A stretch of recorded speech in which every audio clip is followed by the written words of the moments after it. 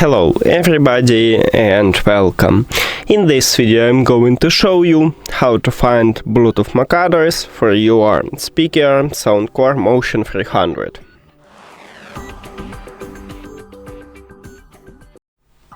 You have to start by open settings and then go to the Bluetooth or connected devices.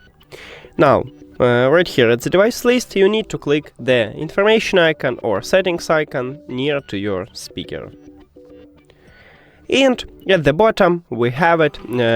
It can be name like Bluetooth MAC address or just Bluetooth address. It depends of Android phone. On my phone it called device MAC address.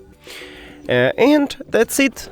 Thank you for watching this video. If you found it helpful, please consider subscribing to channel and leave the like on the video. See you later.